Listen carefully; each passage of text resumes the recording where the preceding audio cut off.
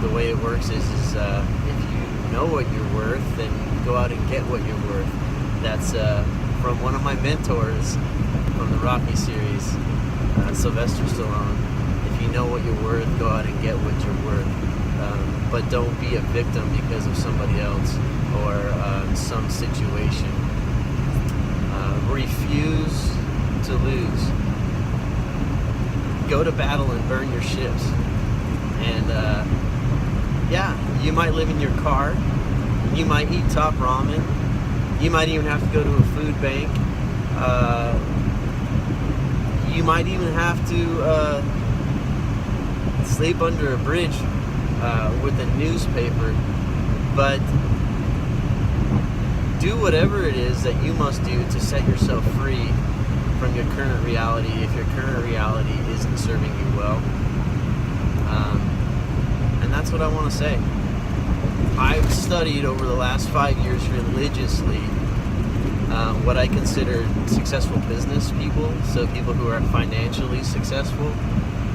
They aren't always happy, but a lot of them are happy. Money certainly and absolutely will not buy happiness, but if you're a happy person and you have money, money will facilitate situations of happiness. For instance, taking your friends and family out to a nice dinner, taking your friends and family on vacation, not having to clock in at work during summer break, and you could be at the beach with your family. There's just an infinite number of reasons why happy wealthy is much, much better than happy poor. But make no mistake about it, money will not buy happiness. But if you're happy, it will definitely help facilitate happy moments and help you to create memories that you could never create without money. So money is a necessity in today's world, and something that you shouldn't feel ashamed about, something that you shouldn't judge people about, if they are successful and if they have an abundance of money, and they seem happy.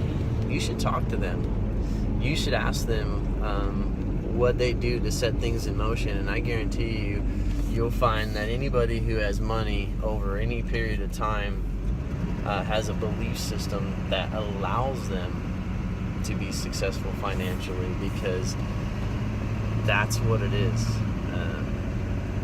Having abundance of happiness, abundance of joy, wealth, anything your heart desires has to do with your belief system. And until you believe that, it'll never happen. Some of the things that I did to help me to change my beliefs, to manifest some of these things in my life, were I stopped being who I thought. And notice I said I thought. Either A, my parents wanted me to be, my peers wanted me to be, society wanted me to be, and I just accepted the fact that that's not me. That's not me. And I don't really want to go into details on that. It's kind of personal, but anyways, I am who I am. I'm kind of like a girl. I wear my emotions on my sleeve, and I'm not afraid to be that way. And I don't need to do masculine things to feel like a man. I have accepted the fact that I'm not a perfect businessman. I'm not a supermodel. I don't have a perfect body. I'm not a perfect husband. I'm not a perfect father. And I'm fine with all of those things. And I truly love and accept who I am. And I've created a life that I look forward to every single day. I love it. I enjoy it. It's thrilling. It's exhilarating. The glass is always half full. if somebody cuts me off in the traffic, not a big deal. Maybe they're an asshole, or maybe they didn't mean to do it. Either way, it doesn't really matter. Really, the only thing that matters is life and death, and even then, it's really not worth getting upset over, because what will be will be. And different people have different philosophies on anger, sadness. Myself, at this point in my life, I see no reason for anger, and I see no reason for sadness. Certainly, I have moments of sadness and anger, but they are very, very short-lived. I mean, I am a human being, and I have feelings, of course, but petty things, who gives a shit?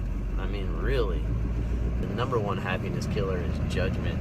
Judgment on yourself and the judgment of others. Because really, when you judge others, you really are insecure. You're really judging yourself. And rather than judge somebody who's different, I'm actually intrigued.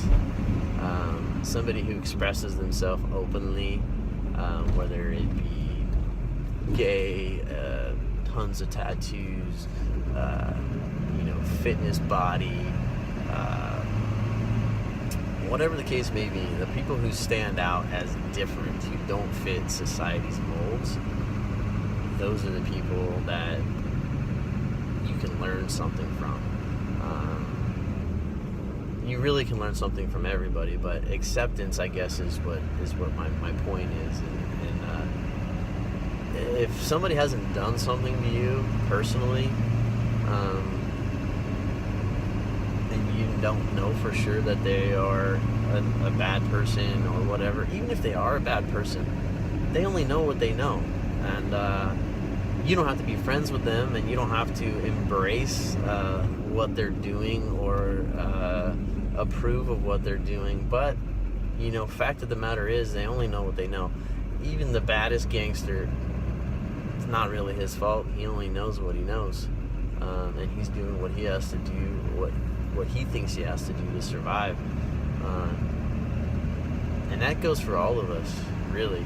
We only know what we know. So when you take that perspective, you lose the judgment, and you meet amazing people who you may have never met before, because you were going to pass a judgment on that person. And it's truly freeing.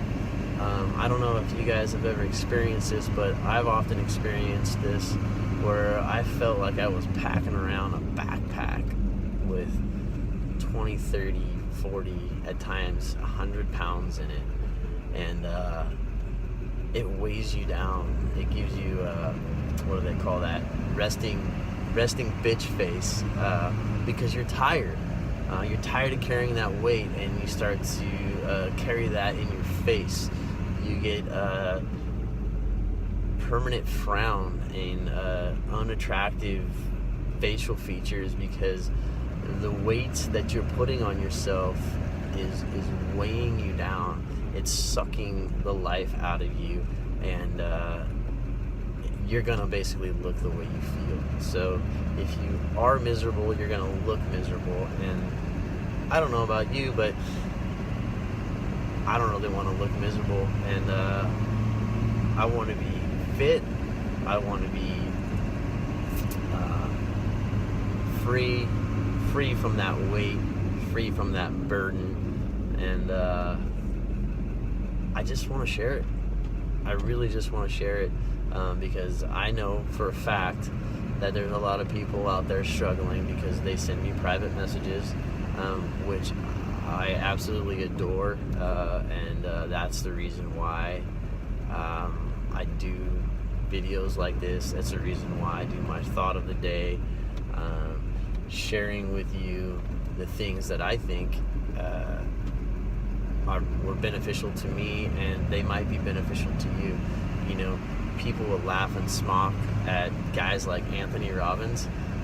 in my personal opinion, Anthony Robbins, he's just a man, but he's a smart man, and he studied and studied and studied because he wanted to know what made people different, what made people happy, what made people sad. And in doing that, he started to notice behaviors for each group of people. The successful business guy, the seemingly happy person who's happy all the time, the seemingly unhappy person who's unhappy all the time. And it's really not that difficult to study your own psychology and unlock the key to happiness. And in studying your own psychology, you'll sort of start to understand where other people are at, and you'll have more acceptance of them. And when I say acceptance, I'm not saying that people have a free pass to do whatever the hell they want and not pay any consequences, or that you're giving somebody a free pass to treat you like shit. What I'm saying is that people only know what they know, and it's really not their fault. So why judge them? You are who you are because of what you've been exposed to. Why should somebody judge you for that? The good news is that you can change your perspective, you can change your beliefs, and you can become somebody who you've always wanted to become, and somebody who loves life, and somebody who's happy, and somebody who is not a victim. Don't be a victim. Don't be a victim of your boss.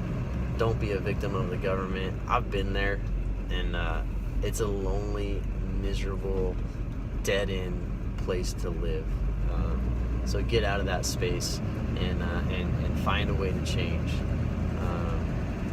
One of my favorite quotes is from Denzel Washington, and he says, if you want something you've never had, you're gonna have to do something that you've never done.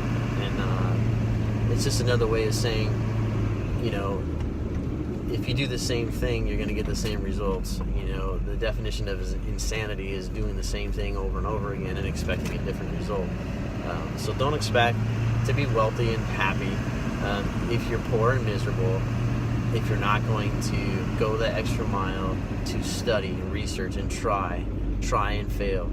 The quickest way to success, and I'm saying that very broadly, success, it could be financial success, business success, product success, relationship success, fitness success, whatever it is. The quickest way there is to try as many things as you can and fail as often as you can. If you want to be successful quickly, you need to fail a lot, many, many, many times in a short period of time, and then you get all those failures out of the way, and even a blind squirrel finds an acorn every now and then, and it's the truth, it's a fact. If you're smart enough, you can learn from other people's failures, and you can condense time frames. So let's say you need to fail 10,000 times over a period of 10 years to reach X goal. If you know people who have reached X goal, and they're let's say there's two individuals and they're 50 years old, and let's say you're 30 years old. If you watch what they do, listen to them, at 30 years old, you can have 130 years worth of knowledge. Yes, that is possible. But if you're small-minded and you know everything, you can't learn anything and have a fun life being miserable and unable to learn. But keep an open mind, learn from others, instead of passing them off as they don't know what they're talking about.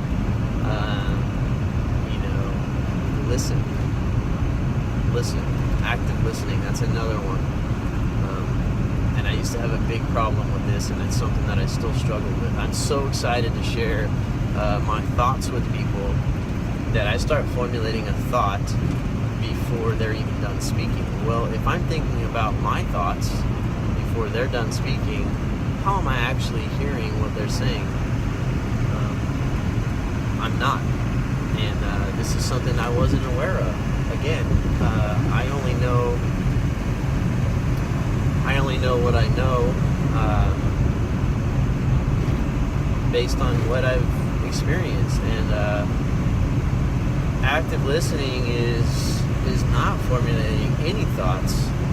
It's just listening and asking questions to the person who is speaking. And that is one of the simplest things that you can do to be a happier person, because the responses that you get from the people who you're listening to are going to be phenomenal.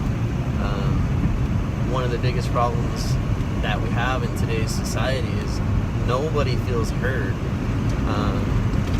In general, friends don't listen to friends, family doesn't listen to family, partners don't listen to each other.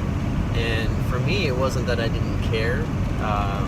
It was just that I was so excited to share my thoughts